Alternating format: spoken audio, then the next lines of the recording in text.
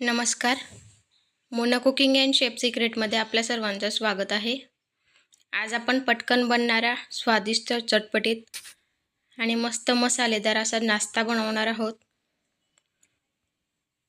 सगळे खाऊन खूप खुश होऊन जातील, म्हणून ही रेसिपी एकदा नक्की ट्राय करा. खूप सोपी रेसिपी आहे. मी इथे 2 बटाटे घेतलेले आहेत. दोघं बटाटे आपण कच्चे घ्यायचे आहेत आणि कच्चेच बटाटे मस्त किसून घेणार आहोत. अशा पद्धतीने आता आपले दोघं बटाटे किसून झालेले आहेत. बटाट्याचा किस काळा पडतो म्हणून त्याला लगेचच पाण्याने स्वच्छ धुवून घ्यायचा. धुतल्यानंतर त्याच्यातलं सगळं घाण वगैरे निघून जाते. ते पुन्हा काळं पडत नाही.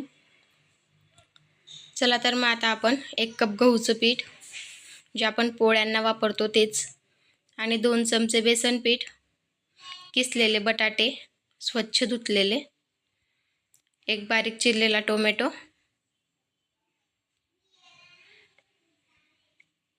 2 मिरच्या बारीक चिरलेल्या आणि 1 कांदा.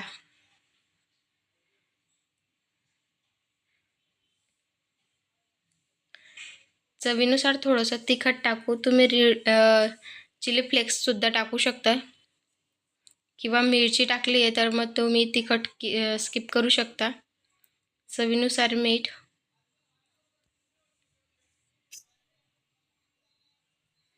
थोडंसं तेल,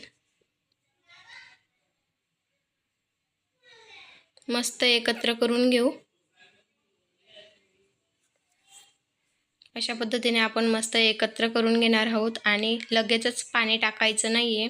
पाणी हळूवार टाकायचं आहे, थोडं थोडं करून टाकायचं आहे, नाहीतर पूर्ण पातळ होऊन जातं.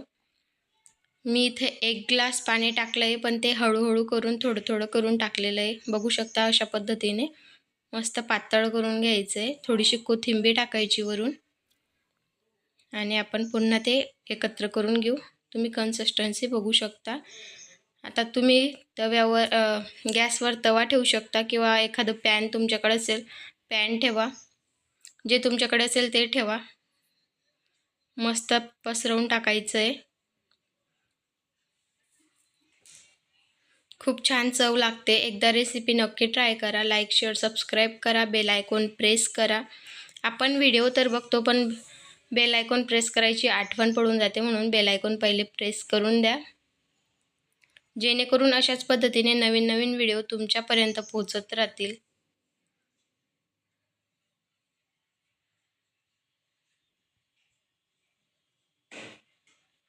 बघू शकता वरचा रंग बदललेला आहे. खालची साईडही मस्त शेकून झालेली आहे. खूप कमी तेलात मस्त नाश्ता बनवून तयार होतो आणि सगळे आवडीने खातात. आपल्याला हा नाश्ता मीडियम फ्लेमवर बनवायचा आहे. आपण जर का हाय फ्लेम केली तर आतून कच्चा राहील आणि वरून जळून जाईल, म्हणून आपण मीडियम फ्लेमवर ठेवायचं आहे, जेणेकरून वरून जळणारही नाही आणि मधून कच्चाही राहणार नाही. खूप मऊ लुसलुशीत असा बनवून तयार होतो. अशाच पद्धतीने आपल्याला सगळे पराठे बनवून घेणार आहोत.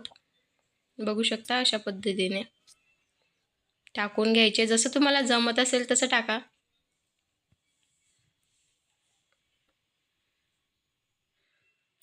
जास्त तेलाचीही गरज पडत नाही. बघू शकता मस्त खूप छान अशी रेसिपी आहे. बघू शकता अशाच पद्धतीने आपल्याला सगळे नाश्ते बनवून ठेवायचे. गरम गरम खा, किंवा थंड झाल्यावर जरी खाल्ले तरीही खूप भन्नाट चव लागते. तुम्ही हे टिफिनमध्ये किंवा घरी नाश्त्यासाठी केव्हाही बनवू शकता. व्हिडिओ शेवटपर्यंत बघल्याबद्दल धन्यवाद.